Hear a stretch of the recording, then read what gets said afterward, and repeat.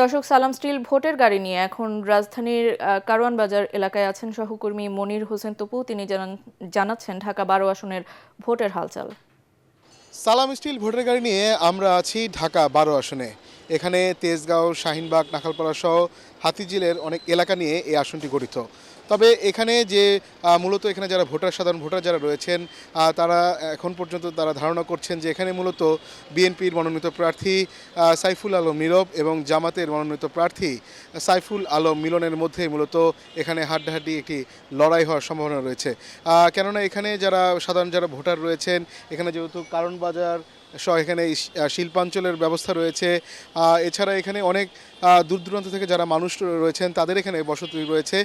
মূলত এখন বর্তমানে যেটি চ্যালেঞ্জ হবে এখানে যারা প্রার্থী যারা নির্বাচনে অংশ নিচ্ছেন, সেটা হচ্ছে এখানে যারা ভোটার যারা দূর দূরান্ত থেকে আসা স্থানীয় ভোটারের পাশাপাশি অনেকে অস্থায়ী ভোটার যারা এখানে ভোটার রয়েছেন তাদের মন জয় করাটাই এখন সবচেয়ে বড় চ্যালেঞ্জ। ভূমিকম্প সহনীয় মোস্ট ডিউরেবল দেশের প্রথম থার্মেক্স রড সালাম স্টিল। সালাম স্টিল বোঝে ডিউরেবিলিটি। সালাম স্টিল মোস্ট ডিউরেবল স্টিল। তবে এখানে যেহেতু সড়ক সংকীর্ণ সহ নানান জলাবদ্ধতা সহ বিভিন্ন সমস্যা রয়েছে, সেই সমস্যাগুলো সমাধানের জন্য মূলত তারা এখানে ভোটার যারা রয়েছেন তারা প্রার্থীদের কাছে জানাচ্ছেন।